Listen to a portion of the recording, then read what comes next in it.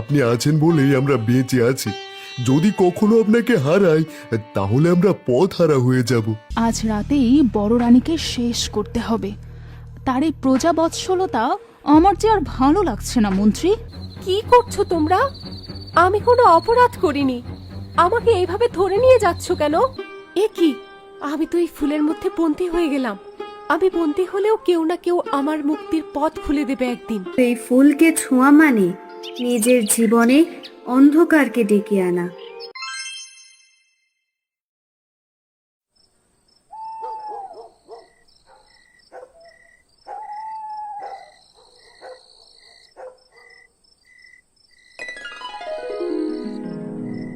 আলোটা কোথা থেকে আসছে?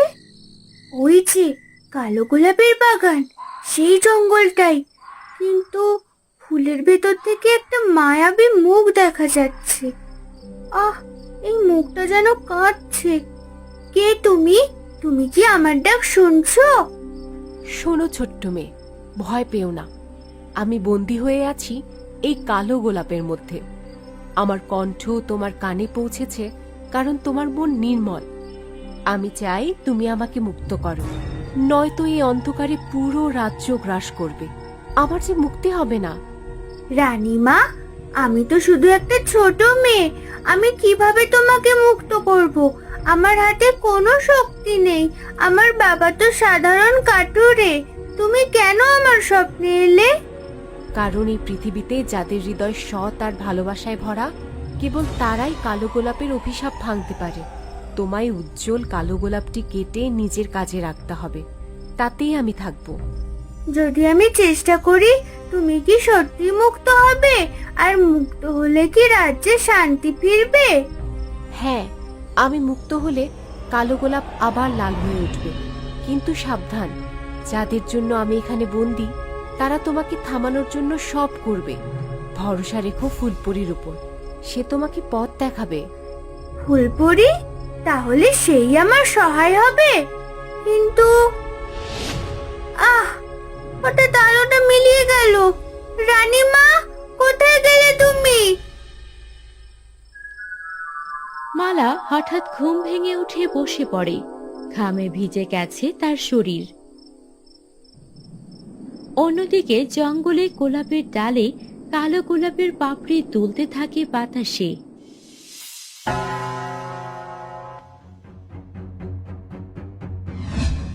রানীমা, রানীমা, একটা রহস্যময় ঘটনা ঘটেছে। কি সংবাদ প্রহরী? কি হলো? তোমাকে এমন বিচলিত দেখাচ্ছে কেন? বড় রানীকে যেখানে হত্যা করে ফেলে এসেছিলাম সেখানে রহস্যময় কিছু গোলাপ গাছে ফুলের রং কালো হয়ে গিয়েছে। এ যেন অভিশপ্ত গোলাপ। কি বলছো প্রহরী? ঠিক আছে, তুমি যাও, এই খবর যেন আর কেউ জানতে না পারে। আমি দেখছি এ ব্যাপারে কি করা যায়। এই অভিশপ্ত কালো গোলাপ দিয়ে এবার রাজাকে বধ করতে হবে।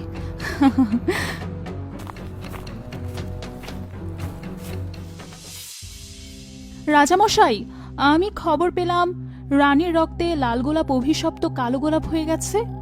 ওই গোলাপের শক্তিকে কাজে লাগিয়ে আপনি আরো শক্তিশালী হতে পারবেন। কি বলছো ছোট রানী? সত্যি আমি শক্তিশালী হতে পারবো? হ্যাঁ মহারাজ, আমি এক পুরনো পুঁথিতে পড়েছিলাম কালো গোলাপ অত্যন্ত বিষাক্ত ও শক্তিশালী। এর শক্তি দিয়ে সহজে যে কাউকে বশ করা যায়। এর মাধ্যমে আপনি যে কোনো রাজ্য সহজে দখল করতে পারবেন। তবে আমি আজ শুনে এলাম গ্রামের এক কাঠুরের মেয়ে সেই কালো গোলাপের রহস্য জেনে গেছে। ওর একটা ব্যবস্থা করতে হবে যে মহারাজ। একটা ছোট্ট মেয়ে? হাস্যকর। আমি যে পুরো রাজ্যকে ভয় দেখাই, সেখানে একটা বাচ্চা আমাকে হারাবে? হ্যাঁ, তুমি জানো না, নির্মল হৃদয়ের শিশুরাই কালো গোলাপের আসল শত্রু। যদি কালো গোলাপের অভিশাপ ভেঙে যায় তবে এই রাজ্যের জন্য ঘোর বিপদ মহারাজ, সাথে আপনারও। আমার বিপদ? তুমি আমাকে এখন আজ করতে পারোনি ছোট রানী। আমার স্বার্থের জন্য বড় রানীকে হত্যার আদেশ করেছিলাম, আর এখন আমারই বিপদ। সে আমি পছন্দ করি তোমার কূটবুদ্ধি। ঠিক আছে, সৈন্যদের পাঠাও, ওদের বলো কালো গোলাপের আশেপাশে নজর রাখতে, আর সেই কাঠুরের পরিবারটিকে ভয় দেখাতে হবে যেন তারা গ্রাম ছেড়ে পালিয়ে যায়। মহারাজ, গোস্তাকি মাফ করবেন, কিন্তু একটুখানি সাবধান হওয়া দরকার আমাদের।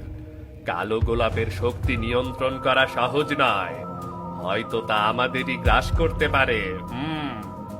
মন্ত্রী, তুমি সব সময় ভয় পাও। ক্ষমতাবান রানী হবার জন্য আমি সব করতে পারি। চুপ করো, তোমাদের তর্ক আমি শুনতে চাই না। কালো গোলাপের শক্তি যদি আমার হাতে আসে, তবে পুরো পৃথিবী কাঁপবে আমার নাম শুনে। প্রস্তুত হও, আমি রক্ত আর ভয় দিয়ে এই রাজ্য শাসন করব।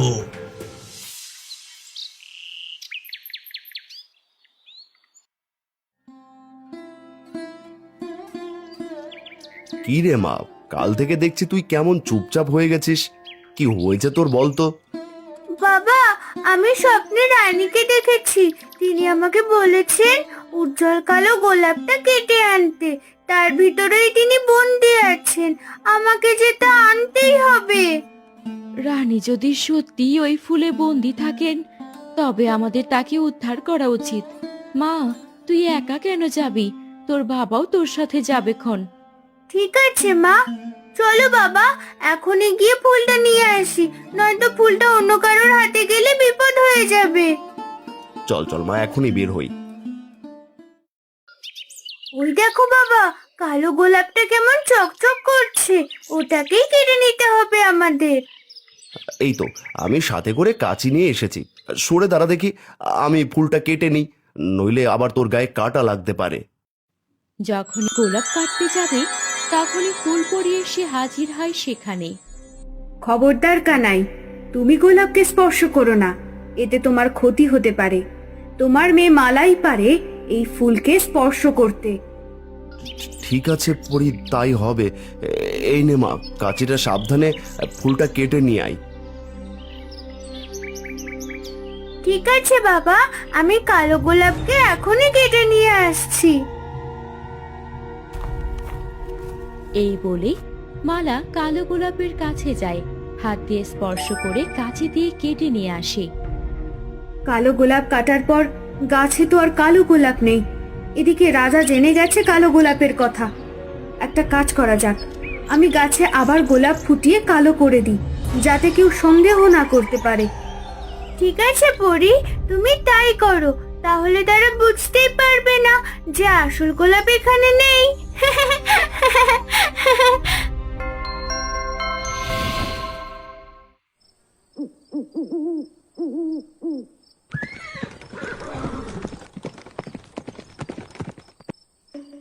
রাজা আর রানী ভাবছে কালো গোলাপ কেবল তাদের আজ্ঞাবহ, কিন্তু আমি জানি এর ভেতরে লুকানো আছে আরো গভীর শক্তি। যদি আমি সেটাকে নিজের করে নিতে পারি, তবে রাজা রানী দুজনেই আমার পায়ের তলায় পড়বে।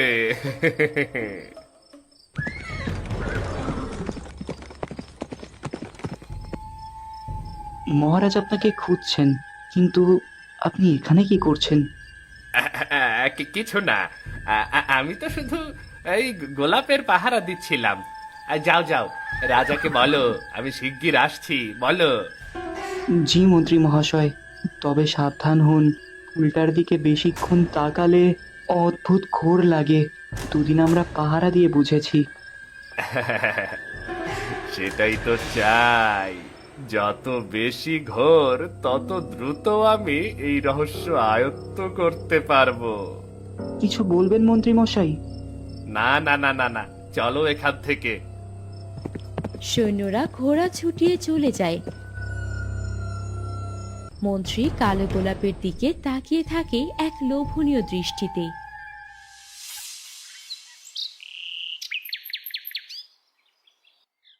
বড় রানীর স্বপ্নের কথায় কালো গোলাপটা কেটে আনা কি ঠিক হলো? এতে যদি আমাদের কোনো ক্ষতি হয়ে যায়?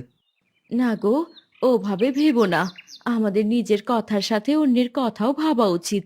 মহৎ কাউকে সাহায্য করলে বিধাতাও খুশি হন। বাবা, আমি স্বপ্নে রানীকে দেখেছি। তিনি আমাকে বলেছেন ওনাকে মুক্ত করতে হবে। আমি জানি ফুলটার ভেতরে রানী বন্দি। সবই বুঝলাম, কিন্তু রাজা যদি শুনে আমরা গোলাপ লুকিয়ে রেখেছি, তবে আমাদের পুরো পরিবার শেষ হয়ে যাবে। শোনো, ভয় পেলে হবে না। যদি সত্যি কোনো নিরপরাধ রানী বন্দি থাকে, তবে তাকে মুক্ত করা আমাদের দায়িত্ব। আমাদের মালা সৎ, সে কখনো মিথ্যা স্বপ্ন দেখবে না। হ্যাঁ বাবা, তুমি সাহস রাখো। ফুলপুরি শিগগির আসবে, সেই আমাদের পথ দেখাবে। একটু অপেক্ষা করো। ঠিক আছে, কিন্তু মনে রেখো, যদি কিছু হয় তবে আমি কাউকে রক্ষা করতে পারবো না। তখন শুধু সৃষ্টিকর্তায় ভরসা, কারণ এটা রাজরানীদের ব্যাপার। শোনো কানাই, কবিতা আর প্রিয়মালা, অনেক দিনের গোপন কথা বলার সময় এসেছে। এই কালো গোলাপের পাপড়ির ভেতরে বন্দি আছে যে নিষ্পাপ আত্মা, সে হলো তোমাদের রাজ্যের সত্যিকারের বড় রানী। কি বলছো পরি? এজন্যই তো তিনি আমার স্বপ্নে আসেন বারবার। কিন্তু আমরা তো শুনেছি তিনি মারা গেছেন। উনি বেঁচে আছেন এই ফুলের ভেতরে। হ্যাঁ, ছোট রানীর ষড়যন্ত্রে রাজা ও কুটিল মন্ত্রী তাকে মৃত্যুর দিকে ঠেলে দিয়েছিল, কিন্তু লাল গোলাপ গাছ তার রক্ত শুষে নিয়ে অভিশপ্ত হয়ে যায়। সেই লাল গোলাপই রূপান্তরিত হয় কালো গোলাপে। এ কেমন অন্যায়! এক নিরপরাধ রানীকে এভাবে যন্ত্রণার ভেতর আটকে রাখা হলো। রাজা এত নিষ্ঠুর হতে পারে? অন্যায়ের শাস্তি হবেই। আমাদের গ্রামে মানুষ গরিব হতে পারে, কিন্তু ন্যায় আর মানবিকতা আমরা আঁকড়ে ধরে বাঁচি। এই অন্যায় আমরা আর সহ্য করব না। আমি প্রতিজ্ঞা করছি, আমি এই রহস্য ভাঙবো, বড় রানীকে মুক্ত করব, কালো গোলাপকে আবার লাল গোলাপে পরিণত করব। মালা, শুধু তোমার মধ্যেই সেই শক্তি আছে। তুমি নিষ্পাপ হৃদয়। কালো গোলাপের অভিশাপ ভাঙতে চাইলে তোমাকে বিপজ্জনক পথ পাড়ি দিতে হবে। সেই সাহস আছে তো? হ্যাঁ, আমি রাজ্যের প্রতিটি মানুষের জন্য সাহস নিয়ে লড়ব। মালা, তুই তো ছোট্ট, এত বড় দায়িত্ব নিতে ভয় পাচ্ছিস না? আমি তোকে রক্ষা করতে চাই, তুই আমার একমাত্র সন্তান। বাবা, ভয় পাচ্ছি না বললে মিথ্যে হবে। কিন্তু যদি আমি পিছিয়ে যাই, তবে বড় রানী চিরদিনের মতো বন্দি থাকবে।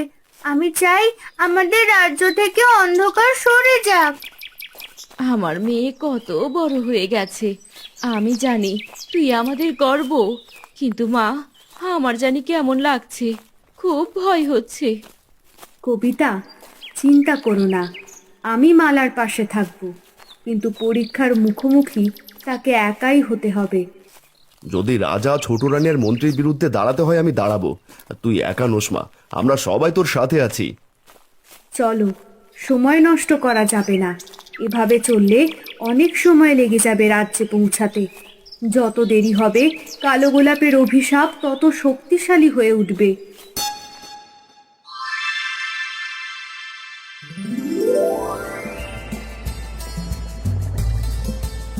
এটা বলে ফুলপরি একটা রথ নিয়ে আসে।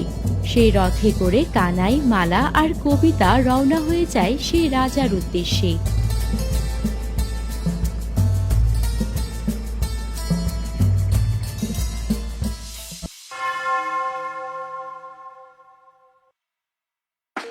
এরা কারা? কিভাবে সাহস হলো আমার প্রাসাদে ঢুকে পড়ার? কে দিয়েছে এই অনুমতি?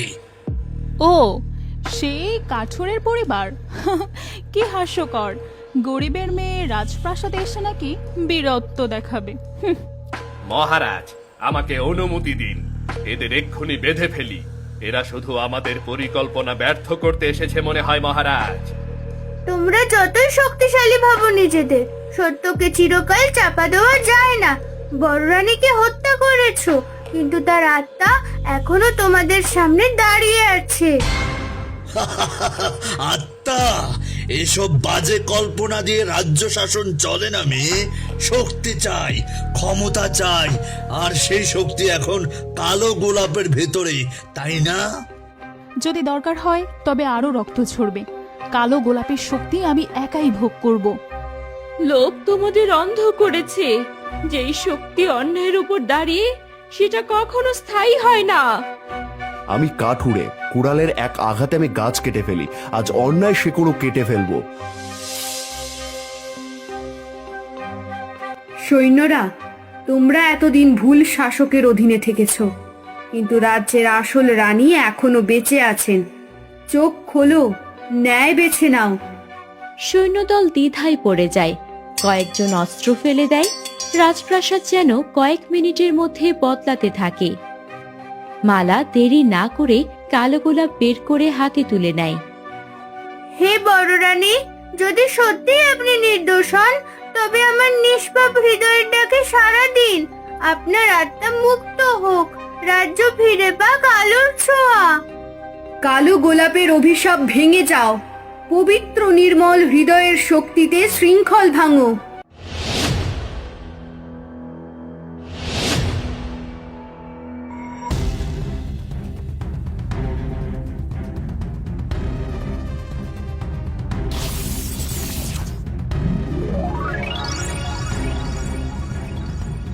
এই তো আমাদের সকলের প্রিয় বড় রানী।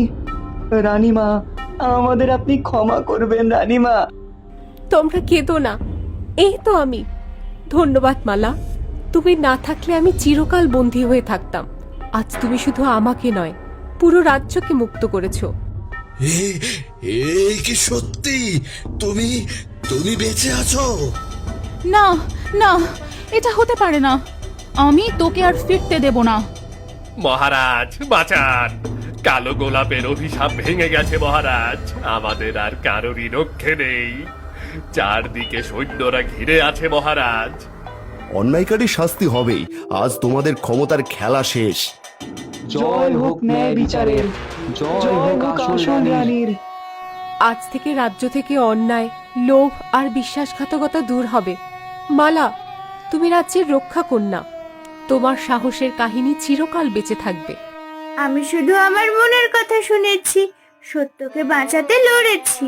আজ রাজ্য আবার আলোর পথে ফিরেছি। এটাই আমার সবচেয়ে বড় পুরস্কার। সৈন্যদল ওই বিশ্বাসঘাতকদের এখনই বন্দী করো। আমি চাই না রাজ্যে কারো দ্বারা কার কুমন্ত্রণা আসুক। আজ থেকে আমি নিজেই রাজ্য পরিচালনা করব, আর মালা থাকবে আমার রাজকন্যা হয়ে। আমি এমনিতেই রাজকন্যা রানীমা, এই আমার বাবার রাজকন্যা। আর সৈন্যদল, তোমাদের বলি, অন্যায় দেখে চুপ থাকা এক প্রকার অন্যায়ের সঙ্গী হওয়া। সত্যের পাশে দাঁড়ানো কঠিন, কিন্তু সেটাই সততার পরিচয়। সত্যি তুমি অনেক বুদ্ধিমতী মেয়ে। বড় রানী, গোলাপের রহস্য এখনো শেষ হয়ে যায়নি। আমি আবার শুরু করব। তোমায় শান্তিতে থাকতে দেব না। এই রাজ্য আমার, শুধু আমার।